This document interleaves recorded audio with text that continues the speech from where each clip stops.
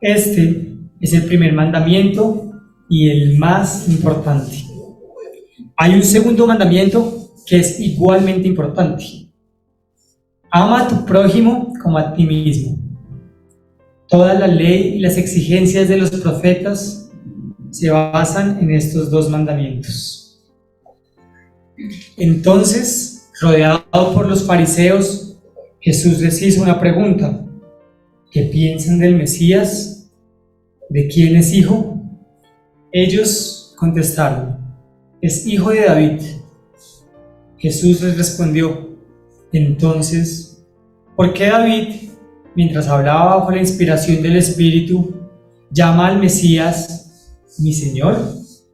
Pues David dijo, el Señor le dijo a mi Señor, siéntate en el lugar de honor a mi derecha, hasta que humille a tus enemigos y los ponga por debajo de tus pies. Si David llamó al Mesías mi Señor, ¿cómo es posible que el Mesías sea su hijo? Nadie pudo responderle y a partir de entonces ninguno se atrevió a hacerle más preguntas. Esta es palabra de Dios. Gracias. Amén. Bueno, muy buenos días. Muy buenos días. El texto que hoy va a ser expuesto básicamente es el tercer debate. Y nosotros sí que sabemos de debates en este tiempo, ¿no? Hemos tenido que escuchar varios debates. Y hoy expondremos básicamente el tercero de 4 debates que se dan en el capítulo 22. El primer debate, sabemos, hace 8 días lo miramos, nos acercamos a él. Fue el debate que tuvo precisamente el Señor con los fariseos, ¿no? Y con los herodianos. Y la pregunta básicamente, ¿se acuerdan de la pregunta?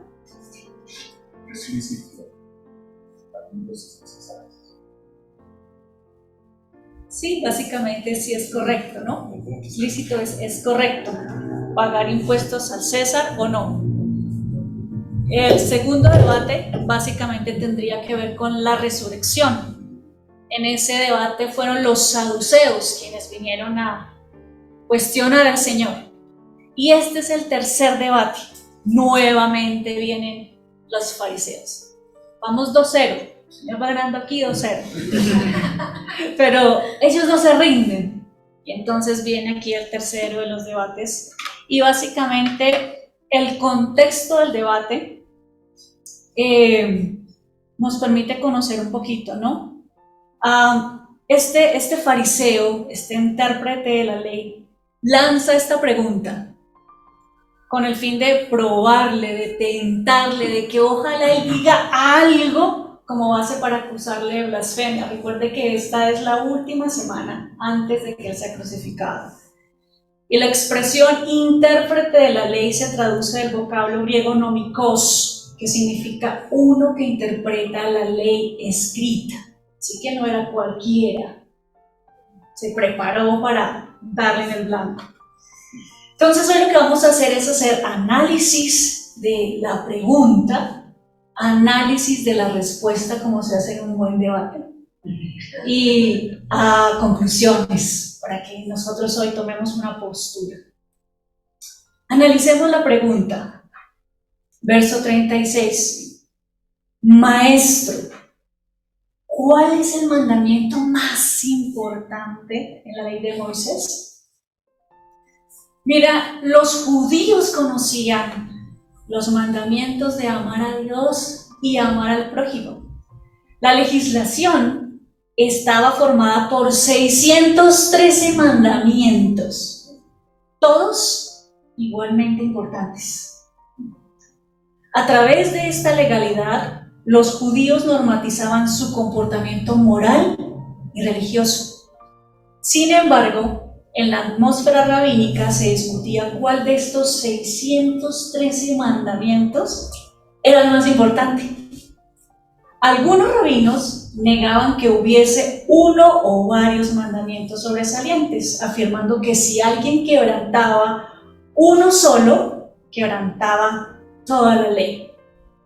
Otros rabinos aceptaban la superioridad de uno o varios mandamientos sobre los demás. Este segundo grupo valoraba especialmente la ley referente al sábado. Así que la ética judía, es decir, las leyes que normaban su vida, las cuales estaban conformadas por una serie de mandatos que les asfixiaban en un legalismo exacerbado. Este es básicamente el ambiente donde se da la polémica, donde Jesús es abordado y se le demanda básicamente una interpretación de la ética judía en esencia. Ahora sí, entendiendo muy bien hacia dónde va dirigida la pregunta, analicemos la respuesta. La primera parte de la respuesta de Jesús es: ama al Señor tu Dios con todo tu corazón, con toda tu alma y con toda tu mente. Este es el primer mandamiento y el más importante. En primer lugar, esta confesión de Jesús es una alusión directa a la fe judía. El Shema, Deuteronomio 6, del 4 al 9, recordémoslo. Escucha, Israel, el Señor es nuestro Dios, solamente el Señor. Ama al Señor tu Dios con todo tu corazón, con toda tu alma y con todas tus fuerzas. Debes comprometerte con todo tu ser a cumplir cada uno de estos mandatos que hoy te entrego. Repíteselos a tus hijos una y otra vez. Habla de ellos en tus conversaciones cuando estés en tu casa y cuando vayas por el camino, cuando te acuestes y cuando te levantes. Átalos a tus manos y llévalos sobre la frente como un recordatorio. Escríbelos en los marcos de la entrada de tu casa y sobre las puertas de la ciudad. Así que básicamente en esta primera parte, el énfasis está dado del Shema en el Deuteronomio 6, versículo 5. Esa parte del credo básico y esencial del judaísmo es la frase con la que empezaban todos los cultos judíos y el primer texto que todos los niños judíos aprenden de memoria. Para el judío, el corazón es el asiento de la voluntad y el propósito. El alma es referida a la vida en sentido amplio y la mente era la facultad intelectual o de discernimiento. Desde la interpretación judía se ve manifestado el amor de Dios de manera indivisible, es decir, totalitario, en totalidad, en los actos de obediencia, en la piedad y en la fidelidad de la Torá. Amar a Dios significa, de acuerdo a lo que estamos viendo, dedicar la vida a sus mandamientos. Y amar a Dios no evoca, para los lectores de la comunidad de Mateo, un sentimiento, ni oraciones, ni una mística que huye del mundo, sino el conocimiento del único Dios y la obediencia a Él dentro del mundo. Cabe señalar, sin embargo, que en el enunciado del mandamiento que Mateo pone en boca de Jesús dice mente en lugar de fuerzas. Recordemos, acabamos de ver que el corazón era considerado como el asiento tanto de la voluntad, pero también de la mente. Parecería ser que el evangelista Mateo añade la palabra mente para destacar y reforzar el carácter consciente de amar a Dios. El grande y el primer mandamiento resume el deber del hombre hacia Dios, o sea, la relación vertical. El significado es que debemos amar a Dios con la integridad y la totalidad de nuestro ser. Vamos a analizar la segunda parte. Hay un segundo mandamiento que es igualmente importante. Ama a tu prójimo como a ti mismo. El segundo mandamiento se deriva del primero y es semejante a él. Y otra vez Jesús cita un libro del Antiguo Testamento, Levíticos 19:18, que dice: no busques vengarte, ni guardes rencor contra tus hermanos israelitas, sino ama a tu prójimo como a ti mismo. Yo soy el Señor. Si bien Jesús toma el mandamiento de amar al prójimo de Levítico 19:18, tenemos que verlo en el contexto más amplio de Levítico 19, desde el 13 al 18, donde se establece que el cumplimiento de este mandamiento se demostraba con acciones prácticas y cotidianas, como no oprimirle, no robarle, no retener el salario, no maldecirle, no cometer injusticia en los juicios, no hablar chismes contra el prójimo, no atentar contra la vida del prójimo, no aborrecerle en el corazón, reprenderle cuando está cometiendo pecado, no vengarse ni guardar rencor y amar al prójimo como a nosotros mismos. El pueblo judío tenía muchas leyes humanitarias a favor de los pobres, los huérfanos, las viudas y los extranjeros. Eso lo podemos ver en Éxodo 22, del 21 al 25. Dios les pidió que no engañaran, ni angustiaran, ni afligieran a esas personas, porque si ellas clamaran a Dios, Dios ciertamente oiría su clamor y actuaría en su favor. Con el pasar del tiempo, el cumplimiento de estas leyes se dejó de lado y en la práctica comenzó a entenderse al prójimo como a otro judío. Los samaritanos, los publicanos, los pecadores, los enfermos eran odiados y no eran considerados prójimos. Y la perla, Levítico 19:34, añade además respetar los derechos de los extranjeros. El amor significa un cumplimiento práctico, solidario, acorde a los preceptos dados por Dios a la comunidad de Israel. La distinción esencial entre la tradición cristiana y la judía sobre Levítico 19:18 consiste en que el cristianismo considera prójimo o cercano, de acuerdo a la definición que Jesús le da en la parábola del buen samaritano, a cualquiera que esté en necesidad. Y aún la extiende un poco más al término de la luz del amor a los enemigos. Mientras que la fe judía solamente fundamenta Levítico 18 y 19 en la solidaridad humana, más allá de no lo da en solidaridad humana más allá de las fronteras de Israel. Entonces, aunque el fariseo no le preguntó por el segundo mandamiento, Jesús lo agregó, porque el deber del hombre abarca la relación vertical y la horizontal. Quizás tenía en mente también la falta de amor de ellos hacia su persona y hacia los demás.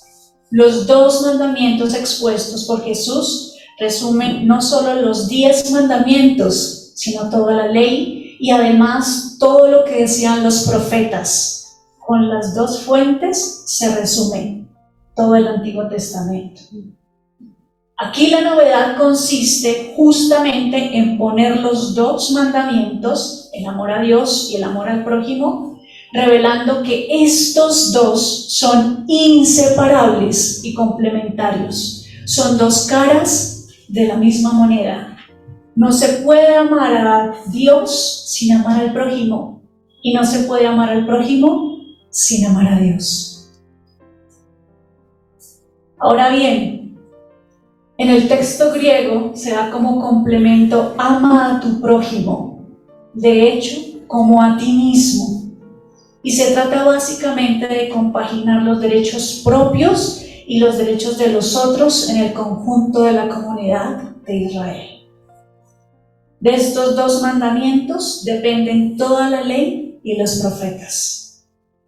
Dependen, según el versículo 40, se traduce en el verbo que significa se cuelgan o se suspenden. Con este dicho, Jesús prácticamente prueba el canon del Antiguo Testamento. Es probable que él fuera el primero en unir estos dos mandamientos en esta forma para abarcar toda la ley. La Torá, conocida desde Génesis hasta Deuteronomio, es la parte más preciosa de las escrituras hebreas, y los profetas de Isaías a Malaquías son textos muy importantes. Estos son preciosos porque en parte explican claramente el don y mandamiento del amor de Dios.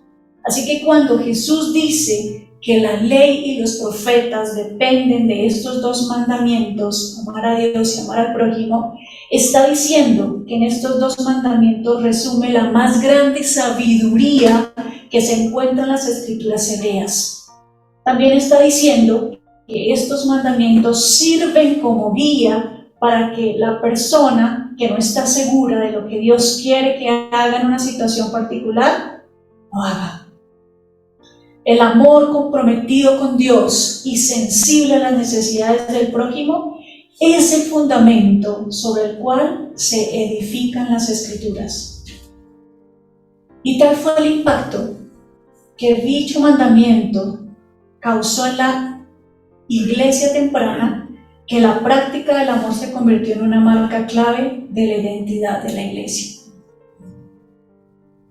Romanos 13, del 8 al 10 dice: no deban nada a nadie, excepto el deber de amarse unos a otros. Si aman a su prójimo, cumplen aún las exigencias de la ley de Dios. Pues los mandamientos dicen: no cometas adulterio, no mates, no robes, no codicies. Estos y otros mandamientos semejantes se resumen en uno solo: ama a tu prójimo como a ti mismo. Resonancias para nosotros.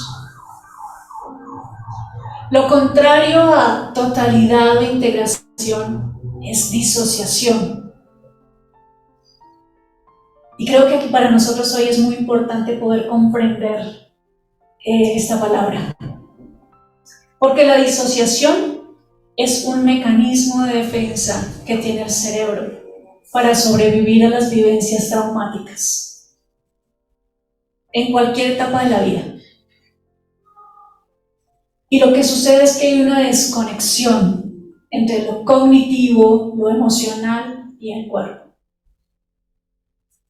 Cuando existe esta disociación, la persona siente que está en una de estas tres respuestas: en lucha o ataque, huida o en parálisis. Entonces, cuando la palabra nos está diciendo ama al Señor en totalidad, nos está hablando que requiere entonces integración de todos estos elementos en la vida del ser humano. Es decir, que todo lo cognitivo, todo lo emocional, todo lo espiritual, nuestro cuerpo, absolutamente todo necesita integrarse, unirse nuevamente. Y esto es muy importante porque lo que nos está diciendo es que esta es la forma más saludable del amor, donde hay un equilibrio perfecto entre lo que digo, lo que pienso y lo que siento, y me lleva a ser totalmente coherente. Así que para nosotros hoy, el entendimiento del amor de Dios implica algo más que obediencia, porque hemos sido creados en amor y para amar. Y amar es una capacidad humana que refleja imagen de Dios. Es ciertamente un sentimiento, pero debe ser revelado en hechos concretos. Y el amor es lo que da sentido a todos los mandamientos de la Escritura. Jesús ubica al hombre no frente a una serie de máximas que cumplir, sino frente a la persona de Dios, y a Él le importan las personas. Los seres humanos necesitan amar a Dios y amarse a sí mismos, amar y dejarse amar por su prójimo. Solo así la vida adquiere sentido. Así que el amor nace del vínculo, del vínculo seguro, del apego seguro, de la integración. Nosotros amamos a Dios porque Dios nos amó primero. Y Dios nos demostró su amor poniendo su vida por nosotros en Jesucristo. Porque como dice Jesús, nadie tiene mayor amor que que uno ponga su vida por sus amigos. Y es ese amor, ese vínculo seguro, esa vivencia, la que nos ha permitido llamar a Dios Papito. Y ha restaurado una relación que estaba totalmente perdida, rota, disociada. Y es en ese vínculo con nuestro Padre que estamos y nos sentimos seguros. Hay hogar, como lo decía el Salmo. Y nos sentimos amados, aceptados, valiosos. Y allí, en esa totalidad, nuestro ser es reparado, sanado, liberado de todas las heridas, abandono, rechazo, injusticia, humillación, pero también de modelos dependientes, tóxicos, maltratantes, abusivos, hambrientos de poder, etc. Toda disociación o división de nuestra mente, alma, cuerpo y espíritu es llevada a la integración en esa relación. Y en agradecimiento por todo lo que Él ha hecho en nuestras vidas, nos entregamos en totalidad en una dinámica constante de obediencia libre y voluntaria a sus mandamientos.